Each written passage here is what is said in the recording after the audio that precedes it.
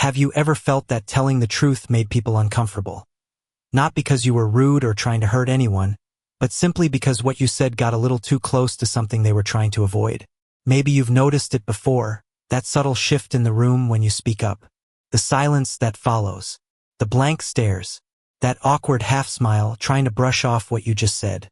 Or worse, the way people quickly change the subject like your words carried something too sharp, too heavy, too real for them to handle. You weren't attacking anyone. You weren't even trying to make a point. You were just being honest. But your honesty wasn't met with gratitude. It was met with tension, discomfort, resistance. If you've ever felt that, you're not imagining it. You're tapping into something most people spend their whole lives avoiding. Because in a world built on comforting illusions, truth is a threat. And the people who can see the truth, who think deeply, speak clearly, and ask questions with no easy answers, they're not just ignored. They're feared. They're pushed aside. Silenced. It doesn't matter if your intention was good. It doesn't matter if what you said was accurate. What matters is that your presence made others feel exposed.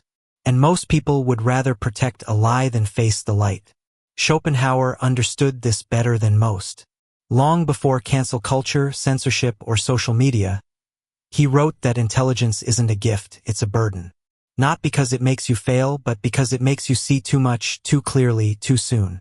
And when you see what others are avoiding, when you hold up a mirror in a world that only wants filters, you don't just stand out. You become dangerous. It's strange, isn't it? When someone is physically stronger than you don't feel insulted. You might even admire them. If someone's wealthier, you might feel jealous but not rejected. But when someone is more intelligent, especially when they speak the truth with clarity, something shifts. Suddenly, it feels personal. Because truth isn't neutral. It reflects. And when it reflects, it doesn't just show the world, it shows you. Psychologists call this the mirror effect. It's when someone's presence, not their criticism, not their judgment, just their presence, makes others feel inadequate. Not because the deep thinker said anything offensive, but because they unintentionally highlight what others are suppressing. Deep thinkers don't just offer new ideas, they disturb unspoken beliefs. They shake the illusions people have built their identities around. They become a threat not by choice but by nature. And that's the tragedy. You don't have to try to threaten anyone. You just have to exist. Your presence alone makes people feel exposed. Because when someone sees clearly, it reminds everyone else that they've been choosing to look away. That's why intelligence is so often met with quiet rejection, not applause, because it doesn't flatter the audience. Confronts them. Think about your own life. Have you ever been in a group where you asked a deep question, and the whole room just went still? Where you pointed out something uncomfortable and the energy instantly shifted? Not in your favor. That moment where you said something real and people responded with forced silence, a quick deflection, or an awkward laugh. It wasn't about what you said. It was about what your words made them feel. Because truth, by its nature, divides. It separates illusion from reality, comfort from clarity, self-protection from self-awareness. And most people, when faced with that choice, don't pick growth. They pick safety. And that's when the mirror becomes a weapon. Not because you intended it, but because others saw themselves in it and hated what they saw. Schopenhauer understood this deeply. He believed society doesn't fear intelligence in theory. It fears how intelligence makes people feel. Because it strips away the comforting lies people use to protect their identities. In a world addicted to image, simplicity, and reassurance, the deep thinker is a walking contradiction. They're not trying to offend anyone, but their clarity feels like confrontation. Their presence feels like exposure. That's why truth gets rejected. That's why thinkers get excluded. And that's why, more often than not, the clearer your vision becomes, the lonelier your path gets. To really understand why truth is feared, you have to go back. Not just a few years, but thousands. Back to a time when human survival didn't depend on intellect, but on belonging. In early human tribes, being part of the group wasn't just nice, it was everything. If you got kicked out, you were alone. And being alone meant exposure, vulnerability, death. That's why our brains didn't evolve to seek truth. They evolved to seek safety. And safety came from harmony, not disruption. From agreement, not argument. From fitting in, not standing out. The human brain was never wired for independent thought. It was wired for tribal survival. And that wiring is still running. Even now. Even in cities, not jungles, we're still operating on ancient software. And that software keeps whispering to us, over and over again, don't be different. Don't make people uncomfortable. Don't threaten the group. Because when you speak the truth, especially a truth that challenges what the group believes, you're not just offering a new idea. You're breaking an invisible agreement. The one that says, we don't rock the boat. And the brain treats that like danger. Neuroscience backs this up. When someone hears a perspective that threatens their worldview, the amygdala, the brain's fear center, lights up. The same part of the brain that responds to a physical threat gets activated. But this time, the threat isn't a wild animal. It's you. Your ideas. Your clarity. It's not logical. It's biological. And it explains why society doesn't just resist truth. It often attacks the person who speaks it. Because truth doesn't just challenge belief systems. It threatens social balance, power dynamics, egos. When you question the norm, you're shaking the ground people are standing on. And most people, they don't want to check if the ground is cracked. They just want you to stop shaking it. That's why charisma gets praised, but truth gets punished. Why confidence is admired, but critical thinking is feared. Because one keeps the group comfortable, and the other threatens to burn that comfort down. But here's the strange paradox. Society doesn't actually fear truth itself. It fears what truth does to people. The discomfort, the rebellion, the loss of control, the disruption of what's familiar. That's why truth-tellers are silenced. Not because they're wrong, but because their clarity is too dangerous for the illusion to survive. And that's the invisible war every deep thinker steps into. Not a war against ignorance. A war against a world that will do anything to protect its comfort. Schopenhauer didn't romanticize intelligence. He didn't call it a gift. He called it a burden. In a world that praises knowledge as power and education as virtue, Schopenhauer stood apart and said something most people still don't want to admit. The more clearly you see reality, the harder it becomes to live in it. At the center of his philosophy is a brutal tug-of-war between two forces, the will to live and the will to truth. The will to live is what drives most people. It's the instinct for survival, comfort, pleasure, distraction. It's the part of the mind that whispers, don't think too much, just be happy, fit in, stay safe. That's what fuels consumer culture, shallow conversations, social games, and blind ambition. Most people live under this will their whole lives, chasing pleasure, avoiding pain, doing whatever they can to not think too deeply. But the will to truth, that's different, that's rare. It's not about survival. It's about clarity, about understanding the world, even if it hurts. Schopenhauer believed the truly intelligent are cursed with this second will. They can't close their eyes. They can't pretend. They can't sit comfortably in shallow pleasures when they know what's underneath. That's why deep thinkers often feel out of place in crowded rooms.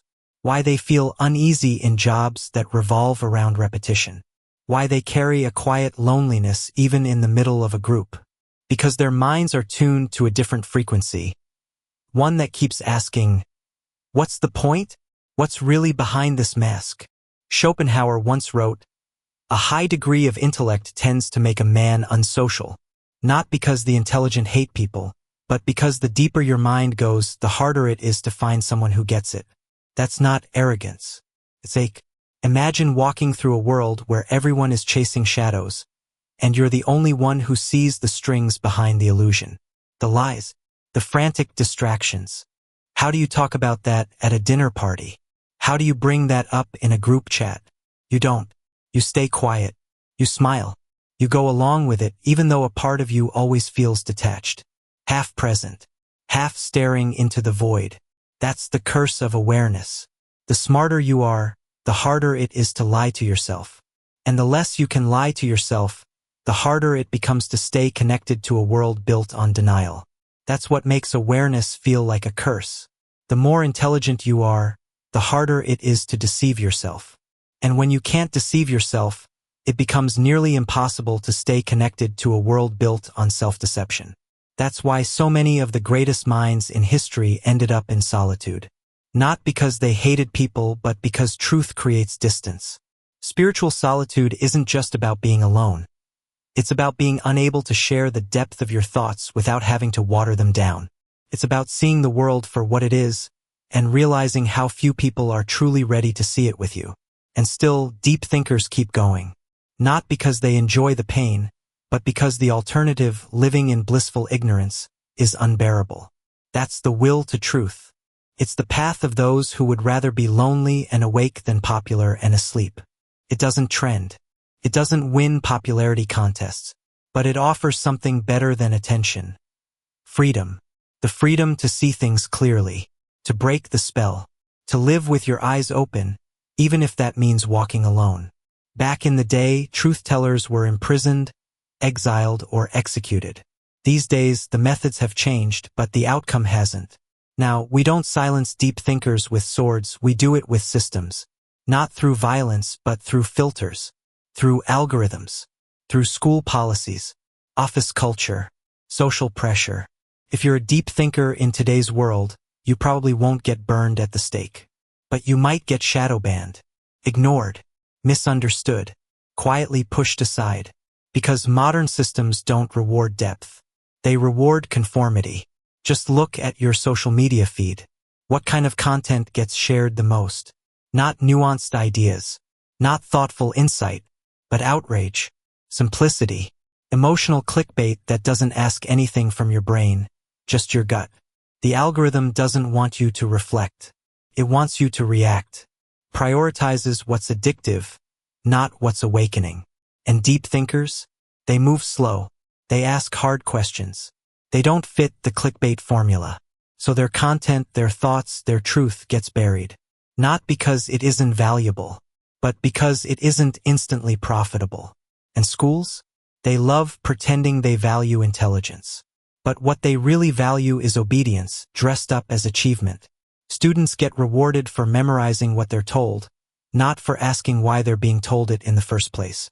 Curriculums are built around conformity, not critical thinking. Standardized tests don't reward original thought, they punish it. And the students who challenge authority aren't seen as leaders. They're seen as troublemakers. In that kind of system, intelligence becomes a liability. Curiosity becomes a distraction.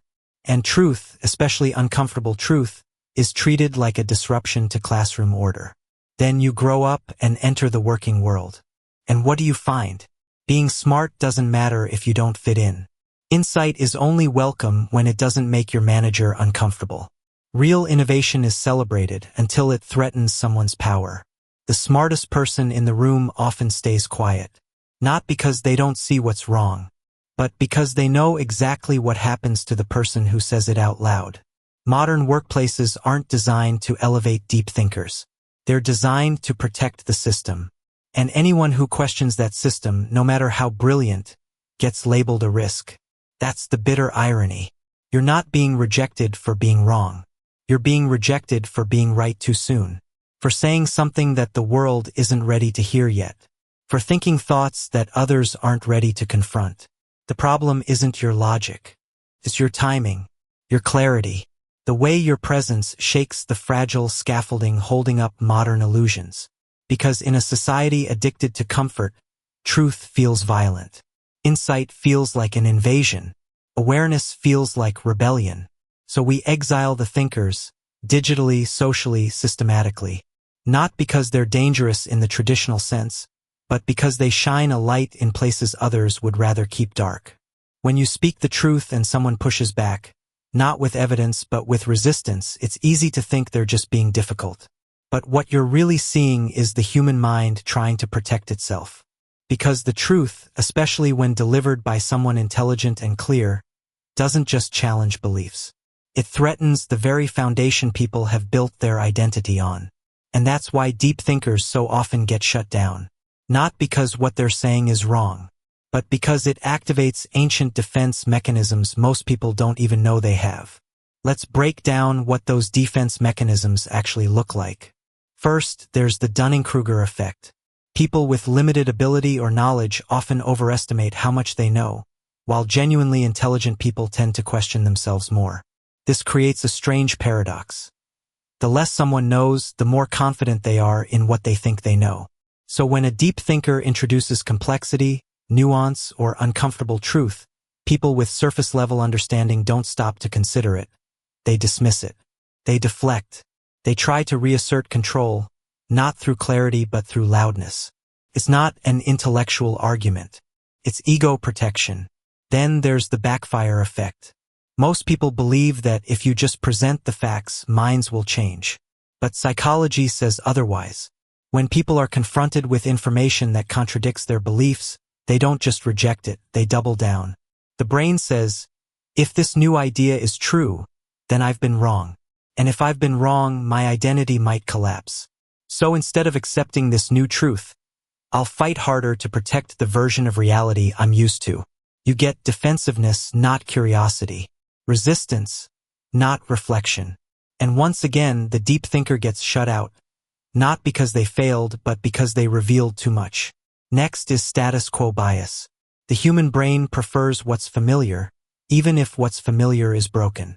We cling to routines, beliefs, and systems not because they work, but because they're comfortable. This is why, when a deep thinker offers a radical truth, whether it's about society, politics, relationships, or the self, the average person's first instinct isn't to evaluate it. It's to protect what already exists.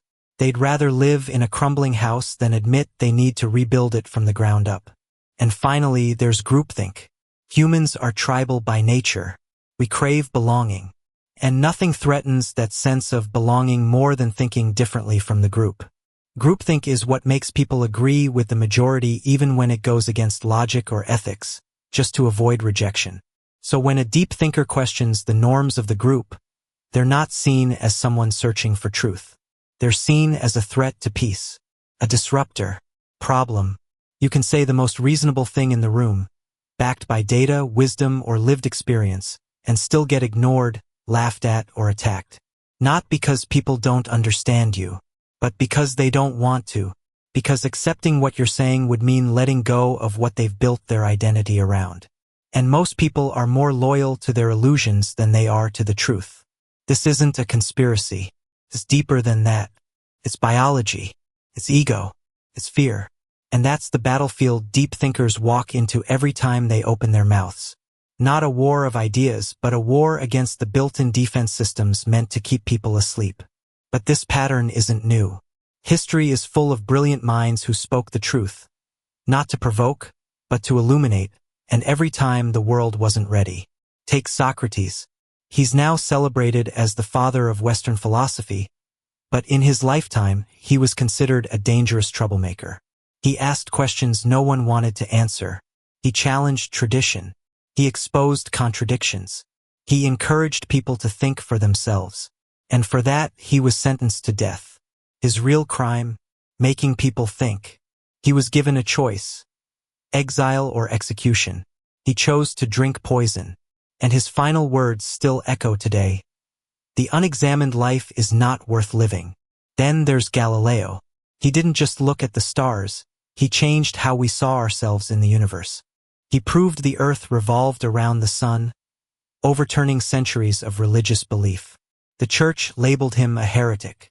He was forced to deny his discoveries and lived the rest of his life under house arrest. Today, we teach his work in school. But back then, he was seen as a threat to power. Nietzsche said things no one wanted to hear, that society was built on comforting lies, that real strength comes from facing the emptiness of life and creating your own meaning. He died alone, misunderstood, dismissed as insane. But today, his ideas influence modern psychology, philosophy, and existential thought. The world once feared his voice, but adopted his vision long after he was gone. Then there's Nikola Tesla. He imagined a world powered by wireless energy, free electricity for everyone. But that kind of freedom didn't sit well with those who made money by controlling power. Tesla wasn't discredited because his ideas didn't work. He was silenced because his vision threatened the profit structure of the elite. He died alone, broke, and forgotten. Meanwhile, the modern world runs on the inventions he never got credit for. And Alan Turing, the man who cracked the Enigma code and helped end World War II, the father of modern computing and artificial intelligence. But instead of being honored, he was persecuted for his sexuality. He was chemically castrated, humiliated, and eventually driven to suicide. It took decades for the government to finally admit they were wrong. They apologized and called him a hero, but not while he was alive. And let's not forget Hypatia, a philosopher, mathematician, and astronomer in ancient Alexandria. One of the few intellectual women of her time. She taught logic and scientific reasoning during an era dominated by religious extremism. For that, she was seen as a symbol of resistance, a threat. She was dragged from her chariot by a violent mob, stripped, and murdered. Her crime? Knowledge. Not because she was wrong, but because she dared to think freely. And so, the pattern repeats. Truth-tellers are punished in the present, only to be praised in the future. Society doesn't fear truth in hindsight, it fears truth in real time. Because truth destabilizes. It reveals what institutions try to hide. It demands change before people are ready. So we mock the visionary until we realize they were right. Then we build statues. But by that time, the damage is already done. The silence, the rejection, the loneliness, it all leaves a mark. Telling the truth sounds noble, but in reality, it's one of the fastest ways to become a target. Even now, in a world that claims to value free speech, whistleblowers get punished. Critics get laughed off. And thinkers get pushed aside, not for being wrong, but for saying what everyone else is too afraid to admit. You don't have to be famous. You don't need a platform. Sometimes all it takes is one honest sentence in the wrong room, and suddenly you're the problem. Because truth doesn't just challenge ideas. It disrupts relationships. It threatens unspoken agreements. It exposes what people would rather keep buried. And that kind of clarity, it doesn't earn applause. It earns silence, avoidance, whispers behind your back, subtle exclusion. The cost of truth isn't just intellectual, it's emotional. It's social. It's physical. People stop inviting you. They label you too intense, too negative, too complicated. But what they really mean is you see too much. You speak too clearly. And it makes us uncomfortable. Not because you're wrong, but because you're right too soon. You've probably felt it. The loneliness after a conversation where you told the truth. Not to win an argument. Not to prove a point. But because you couldn't lie to yourself or anyone else anymore. And instead of connection, you felt the wall go up. That subtle distancing. That awkward energy. Not because they didn't like you, but because your words reflected something they weren't ready to face. This is what Schopenhauer warned us about. He believed that truth doesn't just enlighten, it isolates. The clearer you see, the more separate you become from those who live comfortably in illusion. He wrote that intelligence and happiness are often inversely related. Because the clearer your mind becomes, the harder it is to enjoy shallow pleasures, to play along with casual lies, to keep going through meaningless routines. And the world doesn't punish you with violence. Punishes you with distance, with dismissal, with exile disguised as normal social dynamics. That's the hidden cost of speaking clearly. It's not that people will argue with you. It's that they'll slowly disappear. They won't say goodbye. They'll just fade away. So if the world fears deep thinkers, if truth isolates, if clarity creates distance, what's the deep thinker supposed to do? Should they stay silent? Play dumb? Shrink their thoughts just to fit the room? Schopenhauer would say, absolutely not. He never encouraged conformity. But he did encourage wisdom, not just intellectual wisdom, but emotional wisdom. Wisdom about how to live in a world that doesn't value depth. And his advice was simple. Don't abandon truth, but learn when, where, and with whom to share it.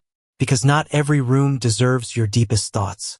Not every conversation is a safe place for honesty. Not every person is capable of receiving what you've come to understand. And that's not cynicism. That's strategy. Schopenhauer believed deep thinkers have to live differently. Not in fear, but with discernment. Because when you speak truth to people who aren't ready, you don't enlighten them, you provoke them. And you suffer because of it. So instead, be selective. Not fake. Not secretive. But intentional. Save your depth for the rare few who can meet you there. They're not everywhere. But they exist. You'll find them in books, in writing, in quiet spaces, and in rare conversations that don't need to be loud to be meaningful. And until you find them, Schopenhauer suggested something radical. Embrace solitude. Not as a punishment, but as a privilege. Solitude isn't the absence of people. It's the presence of clarity. It gives you space to think freely, to create, to observe, to build insight without constantly needing to simplify it for others. He believed solitude is where the mind becomes sharp, where thinkers are forged. So if you find yourself walking alone, don't rush to fill the silence.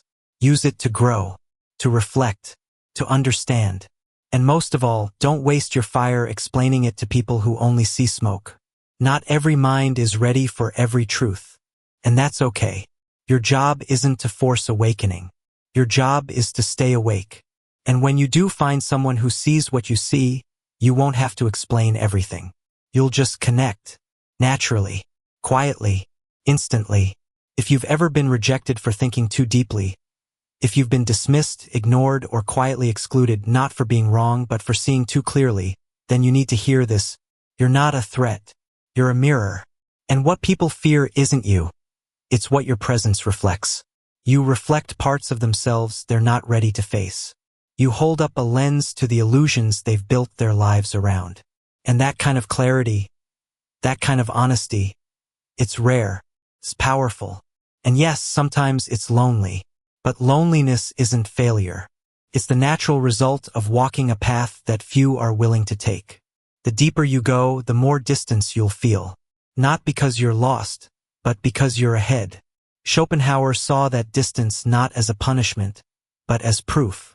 Proof that your mind is awake, that your spirit seeks truth, even at the cost of comfort. So don't let rejection turn into shame. Let it become recognition. Let it remind you, you are not broken. You are simply rare. Keep thinking. Keep seeking. Keep reflecting. Even if it makes people uncomfortable. Because in the end, it's not the loudest voices that change the world. It's the quiet ones. The ones who carry insight like fire. The ones who see what others can't and refuse to look away. And if you've made it this far, you are one of them. You are not alone. You're just rare.